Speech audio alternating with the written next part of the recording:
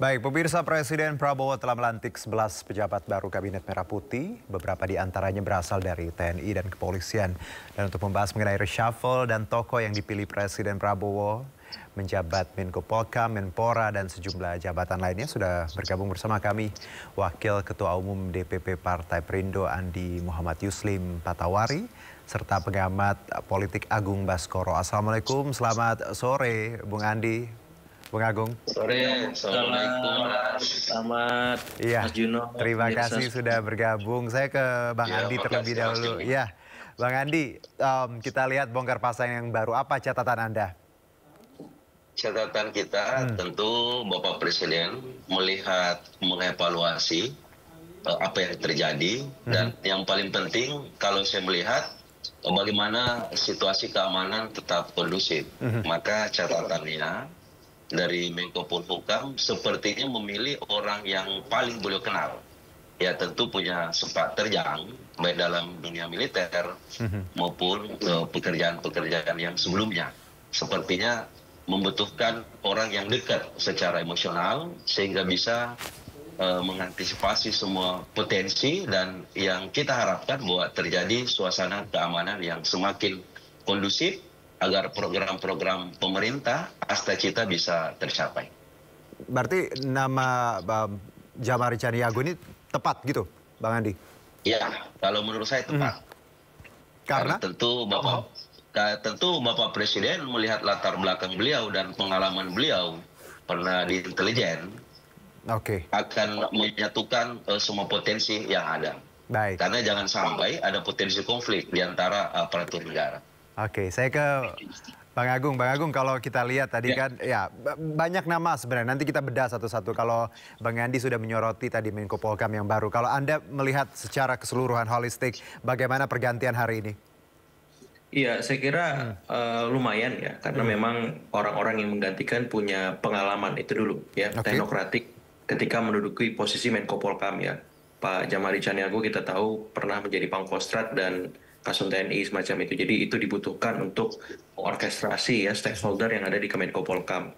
Apakah itu TNI, sipil ya maupun yang lainnya. Jadi saya kira untuk Kemenko Polhukam oke. Untuk Menpora misalkan Pak Erik saya kira juga fit and proper karena beliau sebelumnya sebagai ketua PSSI cukup berprestasi. Harapannya ketika belum jadi Menpora, bidang-bidang yang lain, olahraga yang lain itu juga meningkat prestasinya, Mas Yuno.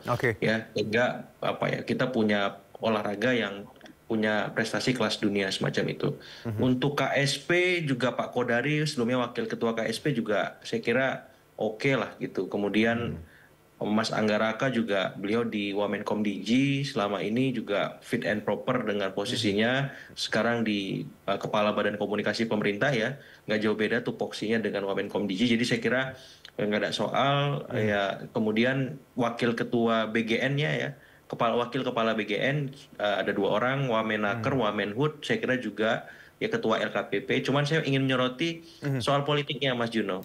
Ya ini ada perimbangan Poros Tokumar dengan Poros Solo, ini menarik ya.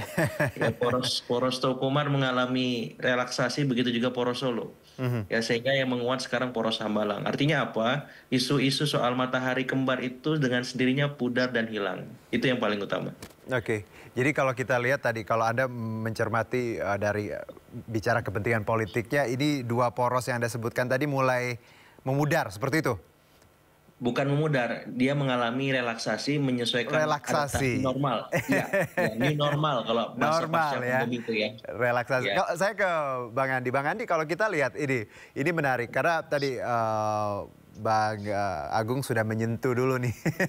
Saya mau simpan itu di tengah-tengah, tapi karena sudah dibawa Mas Agung, Anda melihat bahwa pergantian ini apakah tadi bisa mempercepat ya program-program Pak Prabowo atau tadi mengakomodir kepentingan-kepentingan politik hanya semata-mata seperti itu? Kalau Anda melihatnya seperti apa, Bang Andi? Saya sepakat dari Mas Agung tadi sampaikan, pada dasarnya Presiden itu memilih bahwa ada keyakinan personal beliau memilih orang yang berkompeten. Tentu dengan pendekatan bahwa orang ini dekat secara personal dan bisa merepresentasi semua golongan. Dulu-dulunya kita tahu bahwa orang menjadi menteri itu ada representasi profesional, representasi partai, ke daerah, ataupun perwakilan. Nah, saya melihat Presiden mencoba mengakomodir kepentingan ini, tapi memberi suatu legitimasi bahwa ini adalah saya yang menjadi Presiden. Sehingga menjalin komunikasi ke publik dengan ditunjuknya komunikasi, kemudian Mas Kodari, KSP tadi, itu memberikan wacana baru untuk menyampaikan ke publik apa yang disampaikan, apa yang dilakukan oleh Presiden bisa terlaksana dengan baik. Dan yang paling penting, bagaimana bisa menjaga suasana kebatinan, keadaan tetap kondusif, sehingga program-program pemerintah dalam sektor ekonomi itu bisa berjalan dengan baik. Oke. Poinnya di situ.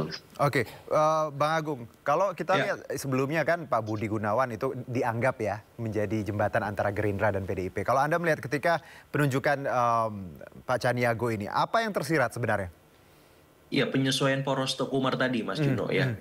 Karena kan kalau memang poros Tokumar tetap dalam posisi dan porsi sebagai penyeimbang yang tone-nya lebih ke mitra strategis, otomatis yang menggantikan Pak BG itu adalah kader kultural, bukan kader utama dari PDIP misalnya. Tapi hari ini yang menggantikan adalah dari militer, yang itu berbeda dengan sebelumnya kepolisian. Berikutnya lagi ya ini dekat sekali dengan poros Hambalang.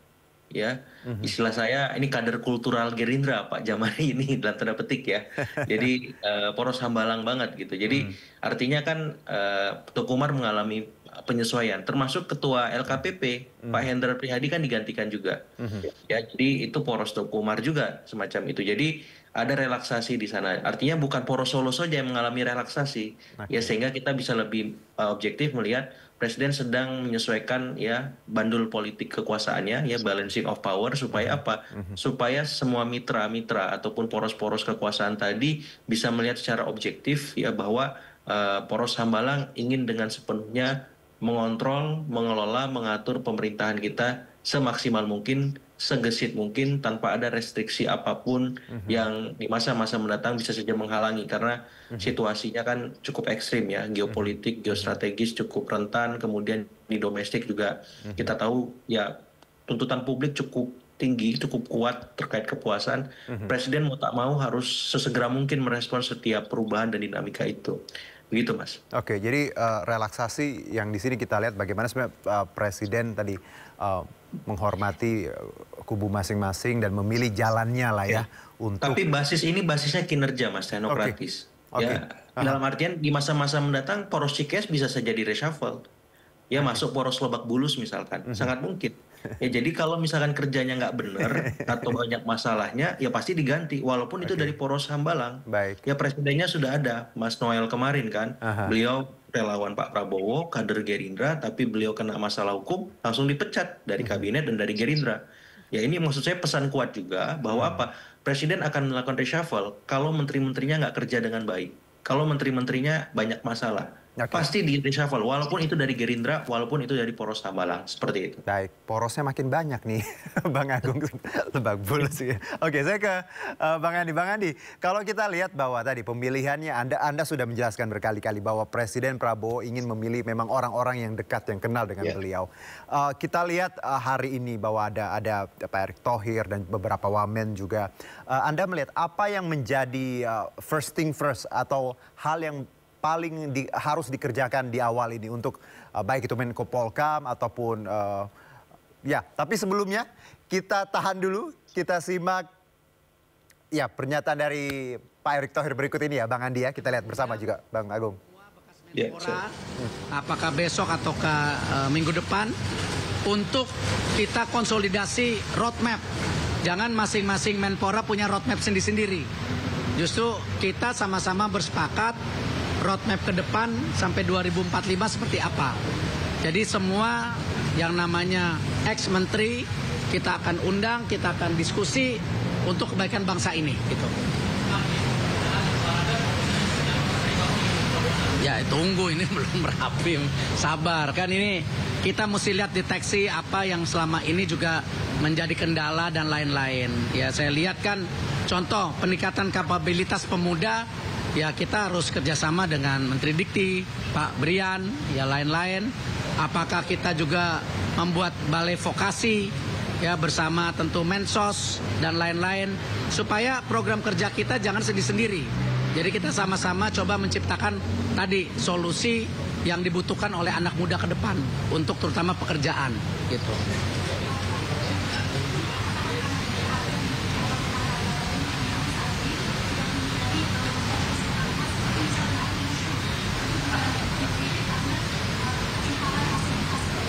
Bapak Presiden meminta kita olahraga harus fokus nanti.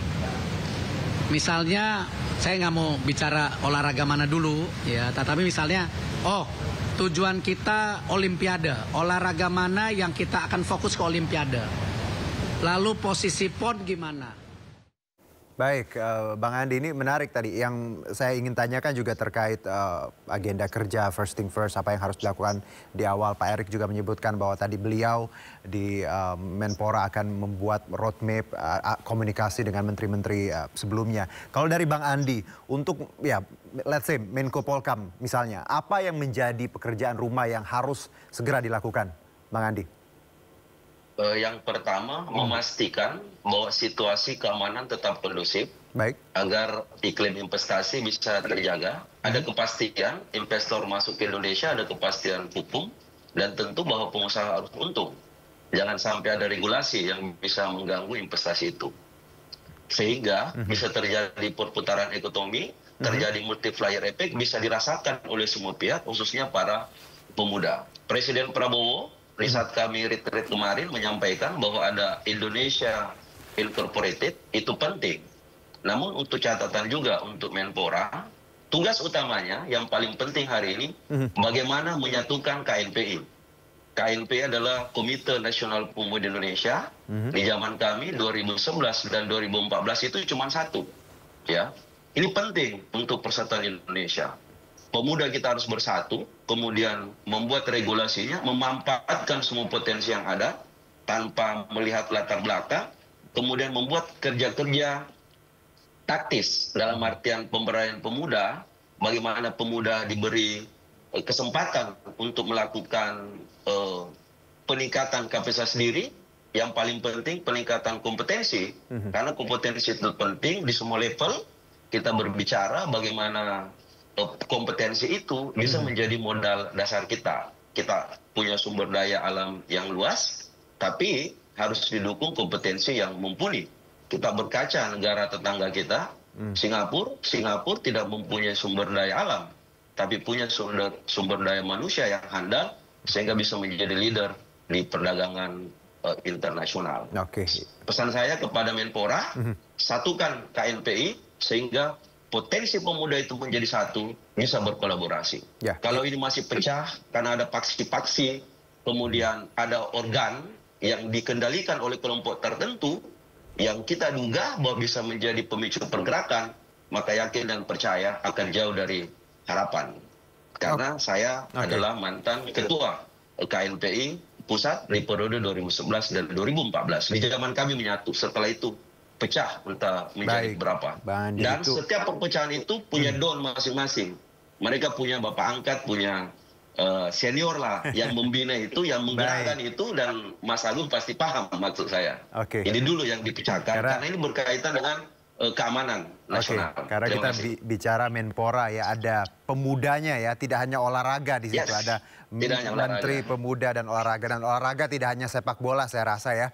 Saya ke saya ke Bang Agung. Bang Agung, kalau kita lihat bagaimana ya misalnya nih Menpora, tadi Bang Adi menyoroti Menpora harus seperti apa. Anda melihat pekerjaan rumah seorang Erick Thohir harusnya seperti apa ke depannya? Boleh, ya nampaknya lagi ter-unmute Bang, boleh? Sorry. Ya silakan. Ini menarik Menpora ya, Menteri Pemuda dan Olahraga. Seringkali fokus kita ke olahraganya, ya, pemudanya dilupakan. Nah, saya berharap pemuda di sini kan kita tahu ada Gen Z milenial yang menjadi populasi mayoritas dalam sosiodemografi masyarakat kita sekarang. Nah, ini mau diapain? Ketika misalkan banyak demo terjadi dan digerakkan oleh mahasiswa dan pemuda, Menpora bisa apa di sana? Menpora di mana? Nah, saya berharap Pak Erik itu jemput bola ke KNPI, ke teman-teman Cipayung Plus, ke teman-teman ormas-ormas pemuda lainnya untuk melihat apa sih yang mereka mau, apa sih aspirasi masalah yang mereka hadapi. Oh, ada masalah ancaman PHK massal. Banyak Gen Z milenial yang hari ini ketakutan dipecat atau di PHK. Pak Erik bisa apa di situ? Ya, sehingga apa? Sehingga konkret ya kontribusi yang bisa dilakukan Pak Erik misalkan di 100 hari pertamanya sebagai Menpora seperti itu. Ya, perlu koordinasi dengan lintas kementerian, lintas stakeholder, ya nggak masalah lakukan itu. Karena pemudanya hari ini tidak sabaran. Ya, dibanding dulu lebih nggak sabaran sekarang. Kenapa? Karena terpapar informasi secara masif dan ekstrim.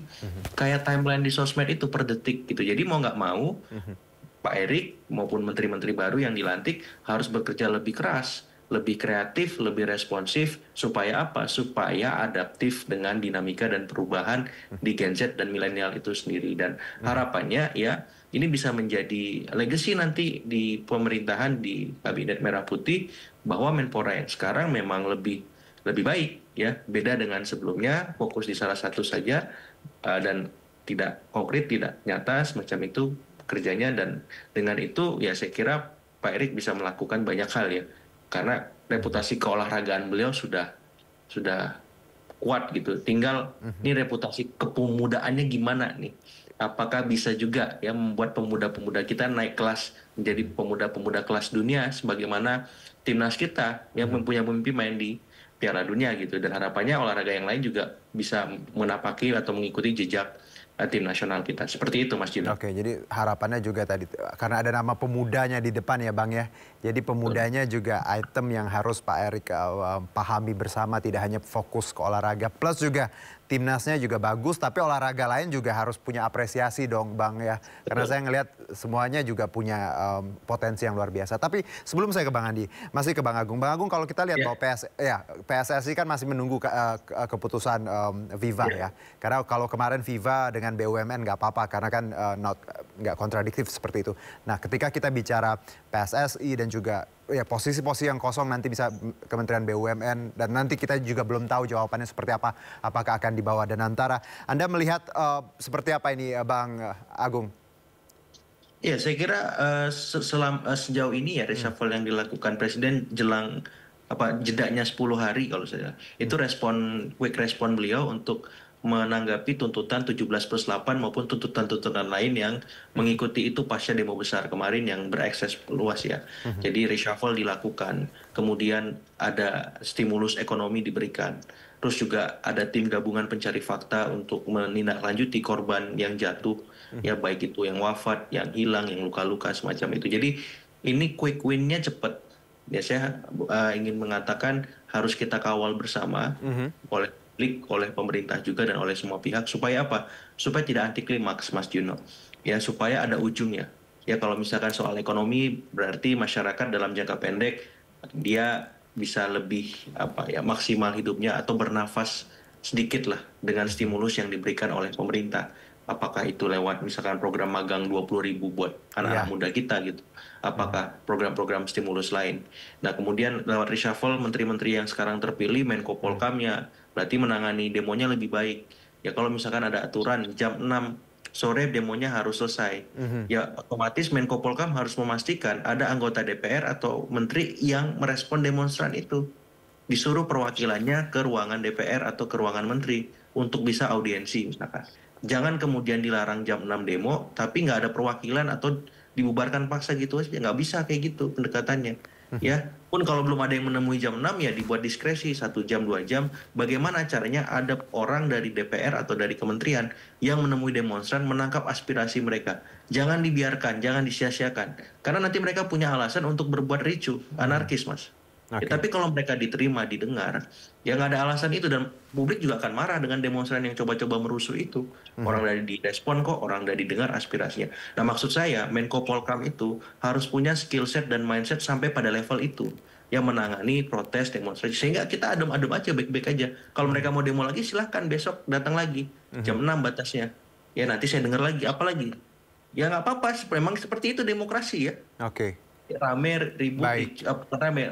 Ya memang seperti itu. Yang penting semuanya konstitusional. ya diatur sesuai dengan peraturan perundang-undangan. Sehingga apa? Sehingga harmoni, sinergi bisa terbentuk. Akhirnya demonstran itu akhirnya ya udah deh, ini masukannya kita sudah nyampaikan semua, sudah saya follow up kata menteri atau kata DPR, tunggu apalagi yang kurang, apalagi, kan lama-lama dia akhirnya bingung kan, oh ya sudah ada selesai kok masalahnya, ya sudah balik lagi ke kampus, balik lagi ke organisasi semacam. Bang Agung, Bang Andi, saya ke Bang Andi ketika kita lihat bahwa tadi ya paling tidak dua posisi ini ya, Menpora dan juga Menko Polkam ini bisa maksimal dan tadi bisa punya level kepekaan sesensitif itu ketika ada demo segala macam. Tapi kalau Bang Andi, tentunya tidak semua bisa memuaskan banyak pihak ketika kita lihat reshuffle Wamen juga. Terus sekarang ada kantor tadi staf kepresidenan dan PCO dan juga itu ada dua item yang terlihat sama tapi beda. Anda melihat bahwa kalau ada yang menilai bahwa reshuffle ini tidak malah langsing malah bikin tambah gemuk. Bang Andi, bagaimana Anda melihatnya? Ya, Bang Andi boleh di-unmute ya, silakan. Kalau kita melihat reshuffle hari ini, sejak pembentukan kabinet Prabowo memang cukup gemuk. Dan itu politik akomodatif ya. Tapi saya yakin dan percaya Presiden juga harus melihat dan harus tegas mengambil sikap kaitannya dengan mempercepat pembangunan. Yang perlu kita sadari bahwa ada jurang sosial antara yang kaya semakin kaya, yang miskin boleh dikatakan hampir tidak berdaya untuk melakukan kinerja dan pekerjaan. Indonesia butuh masa depan. Generasi muda kita, generasi penerus sejarah, pelanjut cerita bangsa, itu butuh jaminan bahwa pemerintah bisa apa kepada kita. Maka yang paling penting menurut saya terjadi sinergi di lingkaran presiden. Kalau kita sampaikan tadi ada bidang informasi, ada KSP, itu harus linear dengan program-program pemerintah, kementerian teknis lainnya. Jadi ketika berbicara pembangunan, berbicara tentang program, itu harus menyatu. Jangan ada tumbang tindih kebijakan sehingga masyarakat kita bingung untuk memberi keyakinan mereka dalam pekerjaan, dalam profesi manapun. Ini bisa menjadi jurang potensi konflik. Kalau harapan kami, apakah ini baik atau tidak baik, semua butuh alat uji. Tapi yang pasti, Bapak Presiden tentu melakukan assessment untuk melihat kapasitas personal, latar belakang, dan lain sebagainya. Dan tentu ada rekomendasi dari beberapa pihak yang memberi kepastian bahwa ini lebih baik daripada yang lalu. Harapan kita bahwa semua menteri di jajaran Presiden, Bapak Prabowo, ini bisa bersinergi dengan stakeholder yang ada. Baik, khususnya ada keberpihakan kepada masyarakat, UMKM. Itu yang paling penting karena masyarakat inilah yang terbanyak di Republik ini. Baik, Bang Andi. Bang Agung harus hadir memberi kenyamanan di situ. Baik, Bang Agung singkat saja Bang, closing statement ya.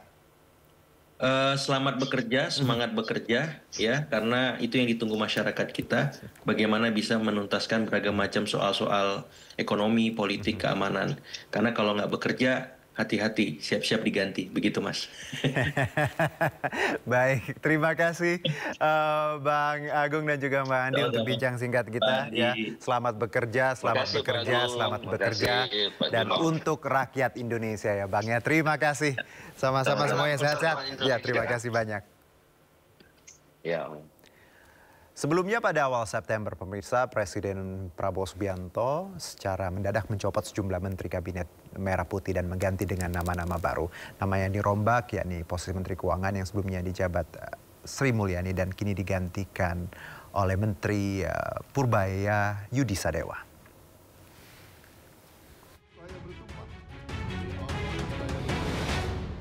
Presiden Prabowo Subianto secara mengejutkan memutuskan mengganti 5 orang menterinya di Kabinet Merah Putih.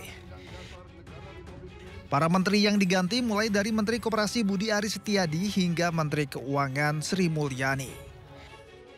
Menteri Keuangan yang sebelumnya dijabat Sri Mulyani digantikan oleh Ketua Dewan Komisioner LPS Purbaya Yudi Sadewa. Menteri Koperasi yang sebelumnya dijabat Budi Aris Setiadi digantikan sang wakil yakni Ferry Juliantono. Menteri Perlindungan Pekerja Migran yang sebelumnya dijabat Abdul Qadir Karding digantikan Muhtarudin yang merupakan anggota DPR RI fraksi Golkar. Tak hanya mengganti menteri, Presiden Prabowo juga melantik 2 posisi baru lain, yakni Menteri dan Wakil Menteri Haji dan Umroh. Menteri Haji dan Umroh dijabat oleh Muhammad Irfan Yusuf yang sebelumnya menjabat sebagai Kepala Badan Penyelenggara Haji.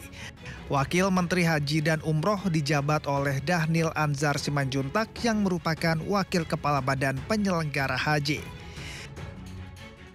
Masih di bulan yang sama, reshuffle jilid 2 pun berlanjut. Presiden Prabowo Subianto kembali melantik sejumlah nama di Istana Kepresidenan.